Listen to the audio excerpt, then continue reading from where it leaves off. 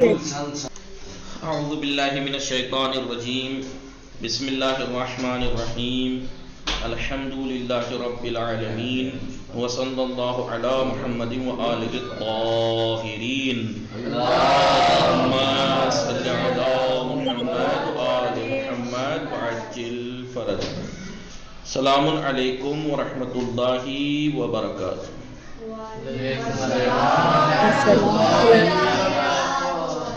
خیریت سے ہیں آپ سب لوگ؟ جی آقا.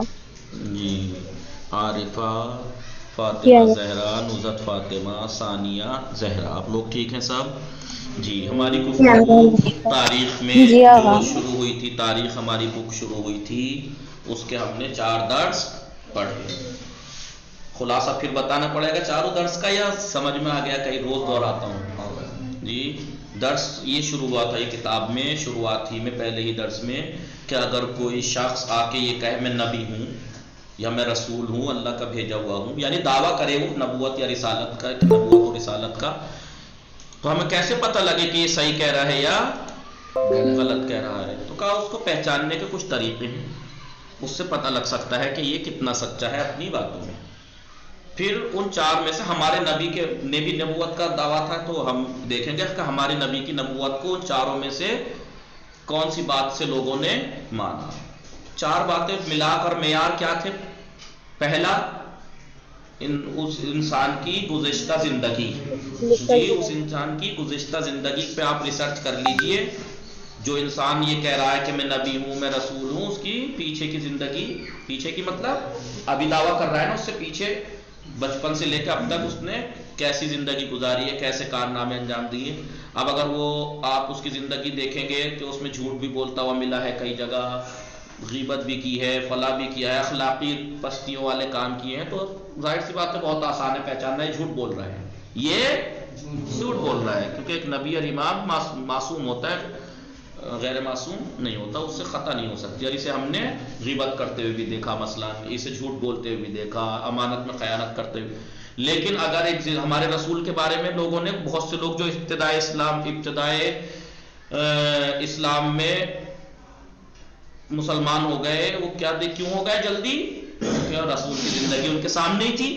جیسے جناب خدیجہ سب جانتی تھی آپ کو، اور بہت سے لوگ سب جانتے تھے آپ کو، کتنے لوگ، کہ بھائی یہ شخص ہمیشہ، کبھی اسے ہم نے جھوٹ بولتے ہوئے نہیں دیکھا، ہمیشہ صادق، دشمنوں کے اندر بھی صادق اور امین کے نام سے مشہور تھا. جو شخص جو کبھی جھوٹ، کوئی پستی والی بات نہیں کی، اخلاق سے گری ہوئی کبھی کوئی بات نہیں کی، سب کچھ کبھی جھوٹ ہی نہیں بولا.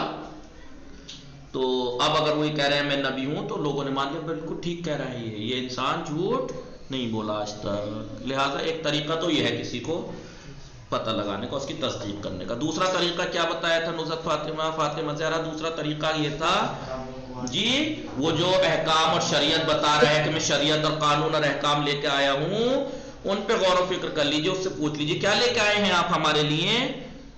تو وہ کہے گا یہ، جیسے ہمارے رسول کے پاس لوگ آئے کیا لائے ہیں، تو انہوں نے کہا کہ جھوٹ مت بولو، امانت داری سے کام لو، یہ کرو. تو سب نے، بہت سے لوگ اس طریقے سے اسلام لائے کہ انہوں نے جب تعلیمات دیکھی کہ ہاں بھائی یہ تعلیمات تو ایک آسمانی تعلیمات ہو سکتی ہیں، آسمانی تعلیمات ہی ایسی ہو سکتی ہیں، لہٰذا لوگوں نے اس طریقے سے، کچھ لوگوں نے اس طریقے سے اسلام قبول کیا کہ اسلام کی کیا بولتے ہیں اس کو تعلیمات کو پڑھا کہ اسلام کیا چاہتا ہے ہم سے. ایک خدا کی عبادت کرو، بت جو خود اپنے لیے کچھ نہیں کر سکتے، جو خود محتاج ہیں، ان کی عبادت نہ کرو، یہ ہوئے. تو بہت سے لوگ ایسے اسلام لے. دوسرا طریقہ یہ ہوا کسی کے بھی سچا تصدیق کرنے کا ایسے. تیسرا طریقہ کیا تھا؟ گزشتہ انبیاء کی پیشن گوئیاں، بھوشیہ واڑیاں. جی کہ گزشتہ انبیاء لوگوں نے ضرور، ہر نبی اپنے بعد والے نبی کے بارے میں ضرور بتاتا تھا. ہمارے رسول کے بارے میں دیکھ لیجئے کہ یہود و نصارہ تک عرب میں جا کے بسے ہوئے تھے، صرف اس لیے کہ ان کو بزرگوں نے نسل در نسل انہیں بتایا تھا کہ ایک نبی آئے گا آخری زمانے میں، اس زمانے میں ایسا ہوگا، ایسا ہوگا، یہ صفات ہوں گی، یہ خصوصیات ہوں گی، یہ نام ہوگا، سب بتا رکھا تھا. جیسے جناب سلمان فارسی جگہ جگہ ایسے ہی تو پہنچتے جاتے تھے، انہیں بتایا گیا تھا کہ ان کے بزرگوں نے کہ ایسا ہوگا، ایسا ہوگا. وہ گفٹ تو لیں گے، تحفہ تو لیں گے، صدقہ نہیں لیں گے، وہ اس کی صفات یہ ہوں گی، یہ ہوں گی. تو کتنے لوگوں نے اس طریقے سے مسلمان ہوئے؟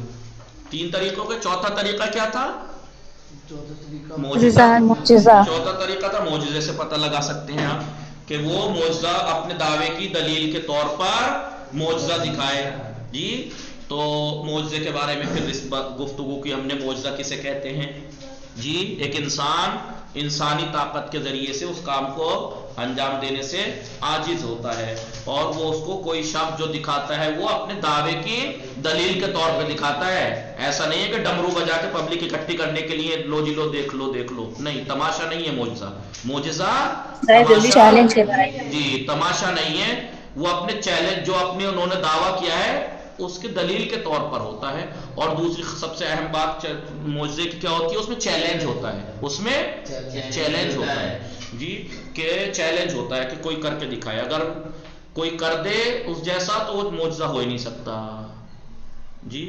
لہٰذا پھر ہم نے معجزے کے بارے میں گفتگو کی، بتایا کہ کتنے لوگوں نے رسول کا معجزہ دیکھ کے اسلام لائے، اور اس کے بعد ہم نے کہا کہ چوتھے درس میں کہ قرآن ایک زندہ و جاوید معجزہ ہے۔ قرآن میں اور رسول کے اور دوسرے معجزات میں کیا فرق ہے؟ قرآن کو یہ امتیاز حاصل ہے کہ باقی معجزات ایک زمانے میں تھے، ایک وقت میں تھے ختم، ایک جگہ پہ تھے ختم، اور باقی معجزے صرف معجزے تھے، یعنی فقط نبوت کی دلیل کے طور پر تھے، دعوے کی دلیل کے طور پر تھے۔ لیکن قرآن سب سے پہلے تو یہ کسی زمانے سے محدود نہیں ہے، آخر تک ہر انسان کے ہمارے سامنے ہے، ہمارے ہر دنیا کے ہر انسان کے سامنے۔ لیجیے یہ قرآن ہے، بس کی ہے تو لا کے دکھا دو اس کا جواب جی۔ دوسرا، قرآن صرف دعوے کی دلیل نہیں ہے بلکہ ایک ہادی بھی ہے، اس میں انسان ساز پیغامات ہیں، انسان کو انسان بنانے والی تعلیمات ہیں جی۔ قرآن معجزہ ہدایت کرنے جی۔ اب قرآن میں دیکھیے معجزہ ہے، چیلنج ہے نہیں ہے، اس میں ہے نہیں، آپ نے دیکھا نہیں کہ جاؤ سارے انسان اور جنات کی بھی مدد لے کے، ایک دوسرے کی مدد لے کے بھی اس کا جواب لانا چاہیں تو نہیں لا سکتے۔ چیلنج ہے، اگر چیلنج اتنا آسان ہوتا تو لوگ اس کا جواب دے کے خاموش نہیں کر دیتے رسول کو، اور جبکہ عرب میں تھا، عرب والے عربی باقاعدہ مہارت رکھتے تھے لیکن نہ لا سکے وہ۔ اب آج ہم قرآن کے اعجاز قرآن اسلوب کے لحاظ سے، ابھی تو وہ چیلنج کے حساب سے معجزہ تھا، چیلنج اسلوب طور طریقے کے کیا، اس کا روش کیا ہے، اس کی اس اعتبار سے معجزہ ہے۔ دیکھیے کیسے، پہلے بیان ہو چکا ہے کہ قرآن ایک معجزہ ہے، بیان ہو چکا ہے معجزہ، 5واں درس یہاں سے شروع ہوتا ہے۔ پہلے بیان ہو چکا ہے کہ قرآن ایک معجزہ ہے اور انسانوں کے کلام سے جدا ہے۔ قرآن کلام ہے نا، لیکن انسانوں کے کلام سے جدا ہے۔ اس کا اعتراف، اس کو قبول کون کون کرتے ہیں کہ یہ انسانوں کے کلام سے جدا ہے؟ دوست بھی اور دشمن، سب کو اس بات کا اعتراف ہے، قبول کرتے ہیں کہ یہ انسانوں کے کلام سے جدا ہے، الگ ہے۔ لیکن اس کا معجزہ ہونے کی وجہ نہیں بیان کی گئی ہے، کس اعتبار سے معجزہ ہے۔ اس لیے لازم ہے کہ اس اعتبار سے بھی بحث کی جائے، اس کے بارے میں گفتگو کی جائے کہ علماء قرآن کے جو مفسرین ہیں وہ علم کلام کے ماہر اور ادباء اور ادیبوں نے اس سے متعلق مختلف وجہ بیان کی ہیں جی۔ انہوں نے جو وجہ بیان کی ہے کہ قرآن کس اعتبار سے معجزہ ہے، ہم ان میں سے بعض کی طرف مختصر طور پر اشارہ کریں گے۔ پہلی کس اعتبار سے معجزہ ہے؟ تالیف کا ایک نیا اور انوکھا انداز۔ کتابیں جو انسان کوئی لکھتا ہے، کوئی بھی کتاب لکھتا ہے، اس کا انداز الگ ہوتا ہے، اس کا انداز ہی بالکل انوکھا اور نیا انداز ہے۔ آپ دیکھیں گے اگر آپ کوئی کتاب لکھ رہے ہیں تو وہ شعر ہوں گے، یا کوئی کتاب لکھ رہے ہیں وہ نثر ہوگی یا نظم ہوگی یا نثر ہوگی۔ قرآن ایک جگہ سے دیکھنے میں لگو تو شعر کی طرح اس میں وزن بھی ہے، جیسے شعر میں وزن ہوتے ہیں نا، عظیم، فہیم، اس طریقے کی آیتیں نا، مستورہ، ہم وزن ہوتے ہیں نا، قافیے بھی ہیں شعر کی طرح، لیکن یہ شعر جی، قافیہ ردیف بھی ہیں لیکن شعر نہیں ہے۔ یہ شعر نہیں، یہ نثر ہے، نثر بھی لگتی ہے لیکن نثر اس طریقے کی کہاں دیکھی آپ نے؟ اگر قرآن کا گہرائی سے مطالعہ کیا جائے تو ایک انوکھا نیا انداز، جدید طرز کلام گفتگو کرنے کا ایک نیا طریقہ اور خوبصورت طریقے پہ بیان، آیات اور سوروں کی ترتیب آپ کو نظر آئے گی۔ اگر ایک سورے میں آخر میں 2 زبر والی تنوین ہے تو اکثر آیتوں میں آپ کو 2 زبر والی تنوین ملے گی، عظیمہ، کتابہ، مستورا جی جی ہاں آپ دیکھیں انا اعطیناکل کوثر فصل ون کوثر ونہر ابتر، یہ کیا ہے؟ ردیف ہے نا، یہ شعر میں ہوتی ہیں بولے تو ہم وصف یہ دیکھیں تو یہ ایک نیا طریقہ بالکل اسلوب اور آیات و سوروں کی ترتیب آپ کو اس میں نظر آئے گی، اور دوسری تالیفات کی جو طرز بیان سے یہ بالکل جدا ہے۔ کوئی سی تالیف آپ کو کتاب لکھی ہوئی اس طریقے کی نہیں ملے گی جس میں نثر جیسی بھی چیز ہو، نظم بھی لگتا ہو۔ آیات قرآنی اشعار نہیں ہیں، شعر نہیں ہے، اسی لیے اوزان شعر کے مطابق اس کی ترتیب نہیں ہے، جیسے شعر کے جو وزن ہوتے ہیں اس میں ایسے نہیں ہے، اور نہ ہی اس میں قافیہ پایا جاتا ہے۔ دیکھیے ردیف قافیہ جیسی لگتا ہے لیکن نہیں ہے۔ اس کے علاوہ اشعار کا اکثر تعلق، اور دوسری بات یہ کہ شعر کا تعلق خیالات سے ہوتا ہے، شاعر خیالوں میں ڈوبا رہتا ہے، خیالی باتیں کرتا ہے، لیکن قرآن ریالٹی سے بات کرتا ہے۔ اور کچھ اشعار میں انسان کچھ سے کچھ بڑھا کے پیش کرتا ہے، مبالغے سے کام لیتا ہے، ہر چیز کو بڑھا کے، میرا محبوب تو چمکتا ہوا چاند ہے، اور میرا محبوب تو سورج ہے، جب پھر نکلتا ہے تو روشنی پورے جہان میں کر دیتا ہے، بڑھا چڑھا کے جی شاعر۔ لیکن قرآن ایسا نہیں ہے، اس کا اشعار کا اکثر تعلق خیالات اور مبالغہ آرائی پر مبنی ہوتا ہے، اس میں مبالغہ ہوتا ہے، بڑھا کے باتیں کی جاتی ہیں، لیکن قرآنی آیات ایسی نہیں ہے۔ قرآن باوجودی کا اشعار کی کتاب نہیں ہے، قرآن اس کے باوجود کے اشعار نہیں ہے، لیکن ہر سورے کی آیات کچھ اس طرح ہے کہ شعر کا ٹکڑا معلوم ہوتی ہے۔ انا اعطیناک الکوثر فصل لربک وانحر ان شانک هو الابتر۔ انا انزلنا پڑھ لیجئے، انا انزلنا فی لیلۃ القدر، لیلۃ القدر فی لیلۃ القدر خیر من الف شہر، سب میں رے آخر میں دیکھیں بولے آغا حیات کا مطلب فاجر ہے۔ دیکھیے کتنی خوبصورت، شعر نہیں ہے لیکن ہر سورے کی آیات کچھ اس طرح ہیں کہ شعر کا ٹکڑا معلوم ہوتی ہیں، اور ایک خاص انجام کے ساتھ ترتیب و تالیف دی گئی ہیں۔ آیات میں قافیہ تو نہیں ہے، کوئی قافیہ نہیں ہے، شعروں میں ہوتا ہے، لیکن ہر سورے کے آخری آیات کے حروف کے درمیان خاص مناسبت و مشابہت پائی جاتی ہے جو انہیں دلکش اور خوشنما بنا دیتی ہے۔ آیات میں شعر کے وزن نہیں ہے، لیکن ترتیب کچھ اس انداز کی ہے کہ اس کی تلاوت میں کشش اور جاذبیت پائی جاتی ہے۔ جب اچھی آواز میں کوئی تلاوت کرتا ہے تو عجیب کشش ہوتی ہے۔ قرآن کا انداز نثر ضرور ہے، نثر ہے یہ، لیکن دوسرے نثر سے اب یہ جو ہم پڑھ رہے ہیں اس ٹائم کی کتابی نثر ہے، نظم نہیں ہے، لیکن کیا قرآن کی نثر اس طریقے کی نثر ہے؟ دو فرق ہیں۔ پہلا فرق قرآن جو ہے فصاحت بلاغت کلموں کا انتخاب، دیکھیے فصاحت بلاغت، یعنی فصاحت و بلاغت ایک علم کا نام ہے۔ فصاحت کا مطلب ہے کہ کوئی سارے کلمات سارے جملے فصیح ہوں، یعنی کوئی غیر فصیح نہ ہو، ایسا ہو جو استعمال میں رہتے ہیں، ایسا نہ ہو کہ کوئی ایسا جملہ بول دیا کہ جو سمجھ میں نہیں آیا سامنے والوں کو۔ بلاغت یعنی کوئی کلمات ایسے نہ ہو جن کو بولنے میں دشواری ہو، بولنے مثلا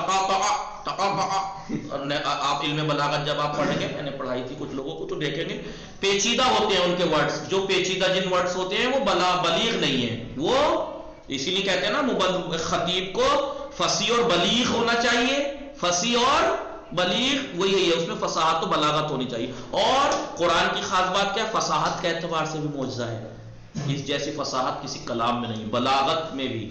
جیسے میں نے اس دن آپ کو مثال دی تھی نا کہ ایک شخص نے کہا رسول کے بزم میں آ کر میں نے پورے قرآن کا مطالعہ کیا، اس میں 3 کلمے ایسے ہیں جو فصیح نہیں ہیں، یعنی یہ عرب میں استعمال نہیں ہوتے، یہ فصیح نہیں ہے۔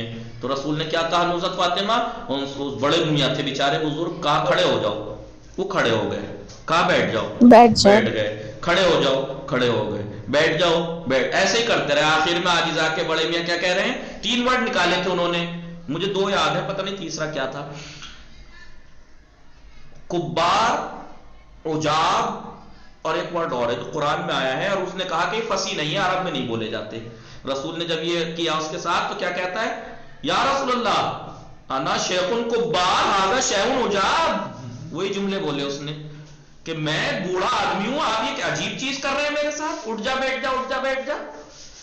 تو سمجھ جواب اسے خود ہی مل گیا کہ یہ 3 ورڈ غیر فصیح نہیں فصیحی ہیں جی.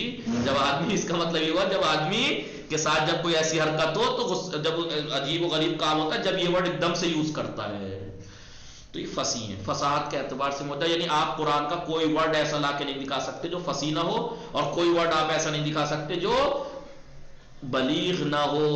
کوئی ایک ورڈ جو بلیغ نہ ہو. اور خالی یہ نہیں کہ چلو سارے کلمے فصیح اور بلیغ ہیں لیکن ان کی ترتیب بھی.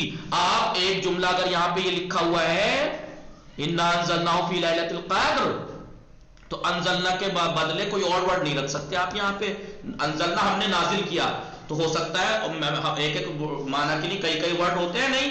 آپ دوسرا اس جیسا ہم معنی ورڈ لا کے رکھیں گے یہاں تو اس کا سارا اعجاز ختم ہو جائے گا.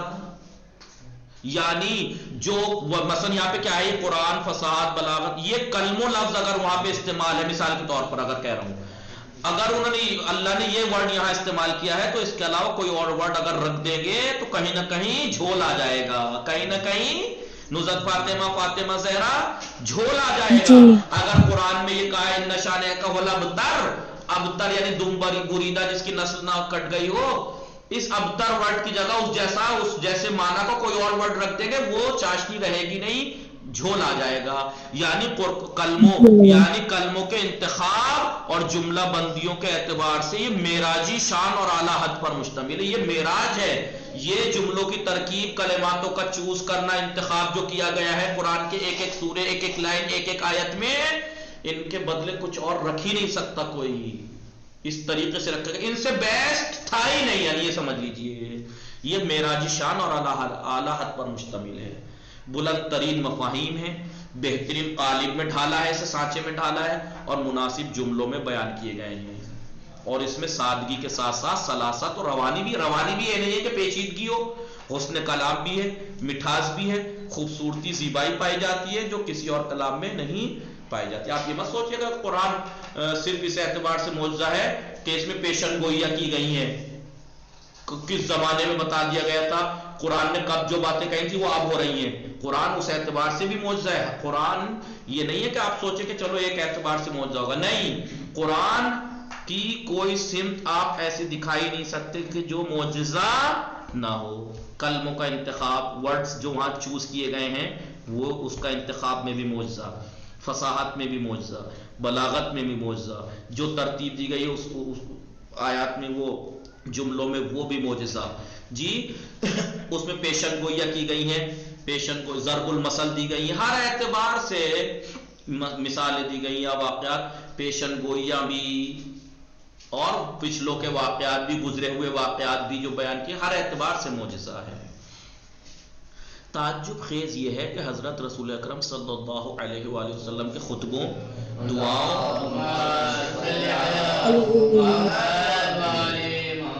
دعاؤں اور احادیث میں بھی رسول کی جو خطبے ہیں دیتے تھے آپ دعائیں پڑھتے تھے یا حدیثیں بیان کرتے تھے ان میں بھی ایسی کشش نہیں پائی جاتی.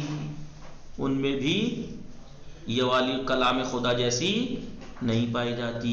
حضرت امیر المومنین علیہ السلام باوجود ہی کہ افصح العرب مولا کائنات افصح العرب عرب میں سب سے زیادہ فصیح اگر قرآن نہج البلاغہ کو بلاغت کا معراج کہا جاتا ہے کہ اتنی فصاحت و بلاغت والی کتاب ہے اسی لیے اس کو کیا کہا گیا تحت کلام الخالق فوق کلام المخلوق. مخلوق کے کلام سے بالا ہے وہ اللہ کے کلام سے نیچے ہے. تو وہ مخلوق تو مولا کائنات کی نہج البلاغہ کی فصاحت و بلاغت کا توڑ نہیں لا سکتی تو قرآن کا کیا لائیں گے جی.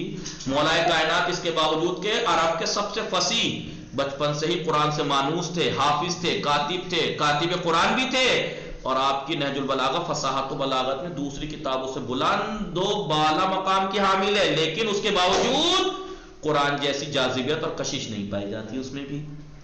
اور جن کلمات جن آیات کا خطبوں اور احادیث میں استعمال ہوا ہے وہ آسمان پر درخشاں ستاروں کی مانند چمک رہے ہیں.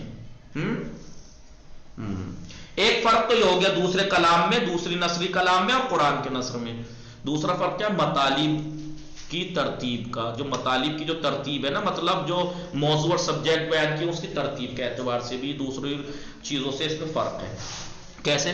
قرآن کریم کے جو مطالب اور معانی ہیں وہ نئے اسلوب، نئے طریقے، نئے روش اور مخصوص انداز کے ہیں، اسی لیے دیگر کتابوں سے بالکل جدا ہے، مکمل جدا ہے۔ اس آسمانی کتاب میں گوناگون طرح طرح کے مطالب پائے جاتے ہیں، جیسے خدا شناسی آپ کو اس میں ملے گی، قیامت کے بارے میں کتنی احادیث آیات ہیں اس کے اندر، حساب و کتاب کے بارے میں، بہشت و دوزخ کے بارے میں، نبوت کے بارے میں، انبیاء کے بارے کی داستان، احکام، عورتوں کے احکام، مردوں، سب خدائے واحد کی کتاب کی ترغیب، اچھے برے اخلاق، زمین و آسمان، انسان، حیوان، گھاس پھوس، نباتات، دریا، بادل، ہوا، بارش کیسے خلق ہوتی ہے، اس سے متعلق احکام و قوانین، حلال و حرام امور، عبادات، معاملات، عبادات جیسے نماز روزہ، معاملات لین دین والی جو معاملات ہیں سب کو بیان کیا ہے، نکاح کو بیان کیا، طلاق کو، قصاص کو، اگر کسی نے کسی کو قتل کر دیا تو اس کا بدلہ، حدود، دیات، پند، نصیحت، اس کے علاوہ دسیوں ایسے موضوعات قرآن میں ذکر ہیں، ایسے کتنے موضوعات قرآن میں ذکر ہے، لیکن دوسری کتابوں سے ان دوسری کتابوں جیسے نہیں ہیں۔ ہر کتاب میں ایک موضوع سے بحث ہوتی ہے، ابھی جو ہمارے سامنے کتاب ہے کون سی ہے؟ یہ تاریخ ہے، ساری ہسٹری بیان ہو رہی ہے جی۔ نحو کی کتاب ہے، نحو کی باتیں ہوں گی، صرف کی کتاب ہے، صرف کی باتیں ہوں گی، فارسی کی کتاب ہے، فارسی کی بات ہوگی، لیکن قرآن میں دیکھیں کتنے موضوع کتنے ترتیب سے، کتنے حسن اسلوب سے رکھے گئے ہیں جی۔ نیز اور تمام کلی اور جزئی جو عنوان ہیں انہی میں سے کسی ایک موضوع سے بحث رہتی ہے عام کتابوں میں، کبھی ایک کتاب چند موضوع کی تحقیق ہوتی ہے، کبھی کبھی ایک کتاب میں چند موضوع پہ ریسرچ کی ہوئی ہوتی ہے، لیکن اسی جگہ مختلف موضوعات بھی بیان کیے جاتے ہیں اور الگ الگ تحقیق و جستجو ہوتی ہے۔ ہر موضوع، ہر سبجیکٹ سے مربوط جو متعلق جو مسائل ہیں ایسی جگہ ذکر کیے جاتے ہیں، اور جب وہ تمام ہو جاتا ہے تو پھر دوسری بحث شروع ہوتی ہے۔ عام کتاب میں جیسے ابھی بات معجزے کی چل رہی ہے نا یہاں، تو معجزے سے متعلق ہے، آگے کسی اور سے متعلق چلے گی مثلا، لیکن قرآن میں دیکھو ابھی بات چل رہی ہے احکام کی، بیچ میں آ گیا انما یرید اللہ لیذھب عنکم الرجس اہل البیت ویطہرکم تطہیرا، یا کسی بات چل رہی تھی احکام کی، وہاں آ گیا احکام کی بات چل رہی تھی، اچانک سے بیچ میں موضوع آ گیا کون سا ہے؟ یا ایھا الرسول بلغ، یا الیوم اکملت لکم دینکم، بات چل رہی تھی ازواج رسول کے بارے میں، اے رسول کی بیویوں جاہلیت کی طرح بے پردی یہ مت کرو، یہ مت کرو، وہ مت کرو، بیچ میں آ گئی آیت انما یرید اللہ لیذھب عنکم الرجس اہل البیت ویطہرکم تطہیرا۔ موضوع کچھ چل رہا ہے، چلتے چلتے بیچ میں سے کچھ اور آ جاتا ہے، بیچ میں کچھ اور، اس طریقے سے ہے کہ آئیے، اور جب وہ تمام ہو جاتا ہے دوسری ایسی کتاب دراصل چند کتاب ہیں جو ایک غرض سے، ایک مقصد سے پیش نظر ایک کتاب میں بیان کی جاتی ہے، لیکن قرآن اس اسلوب اور طرز کا نہیں ہے۔ قرآن ایک موضوع سے متعلق بحث نہیں کرتا، اور نہ ہی ایک موضوع سے متعلق مسائل ایک جگہ، اور یہ بھی نہیں ہے کہ ایک موضوع سے متعلق ایک ہی جگہ بیان کر دیا۔ آپ دیکھیے میراث کے مسائل شروع میں بیان کیے، بیچ میں جگہ جگہ کہیں بھی آ جاتے ہیں بہت سے مسائل، کبھی ادھر کبھی، آپ پردے کے مسائل دیکھ لیجئے، آپ طلاق کے، کیا ایک ہی جگہ ذکر ہے سارے مسائل کہ چلو جی طلاق کے مسائل کھولنے ہم نے قرآن کے صفحہ نمبر فلاں پہ ہیں، بس لو جی صفحہ نمبر فلاں فلاں پڑھ لیا، سارے مسائل یہاں ہیں؟ نہیں، کچھ آیتیں ابھی آپ سرچ کیجئے حجاب کے اوپر آئے تھے تو الگ الگ سوروں میں ملیں گی جی، اور نہ ہی وہ ایک موضوع سے متعلق مسائل ایک جگہ ذکر کرتے، بلکہ مختلف موضوعات اور متفرق الگ الگ مسائل پراکندہ بکھرے ہوئے طور پر بیان کیے گئے ہیں، لیکن بے ربط اور غیر مناسب نہیں ہے۔ ایسا نہیں ہے کہ جیسے ابھی میں یہاں پر بات کرتے کرتے یہاں پہ جیسے تاریخ کی بات چل رہی، قرآن کے معجزہ ہونے کے بیچ میں بریانی ایسے بنتی ہے اور کھانا ایسے بنتا ہے، یہ بات شروع ہو جائے، الگ ہی پتہ لگ جائے گا، بے ربط بات ہے۔ لیکن قرآن میں جس طریقے سے موضوعات کو جگہ جگہ بیان کرتے کرتے دوسرا موضوع شروع ہو جاتا ہے، لیکن پتہ ہی نہیں لگتا، ربط ایسا ہے، بلکہ خاص مناسبت نے سب کو ایک دوسرے سے جوڑ رکھا ہے، جوڑ کر ایک دوسرے سے جوڑ کر آیات اور سورہ کو تشکیل دیا، نہیں بنایا۔ قرآن کے مفاہیم اور اس کی مختلف جو موضوعات ہیں وہ بیش بہا، بیش قیمتی جواہر ہیں، ہیرے ہیں، اور مختلف ہونے کے باوجود یہ سارے ہیرے، کوئی یہ والا ہیرا، کوئی یہ ہیرا، اس کے باوجود ایک خاص دھاگے میں پروئے ہوئے ہیں، اس کے باوجود خاص نظم و نسق کے حامل ہیں۔ قرآن کریم کے موضوعات مختلف ضرور ہیں، لیکن خوشنما اور نئے اسلوب اور خاص انجام کے حامل ہیں۔ ایسا خوشنما اور دلکش نظم کسی اور کتاب میں آپ کو ترتیب ایسی نہیں ہے۔ ملے گی، نہیں ملے گی. باقی انشاءاللہ کل پڑھیں گے. وصلی اللہ علی محمد وآلہ الطاہرین.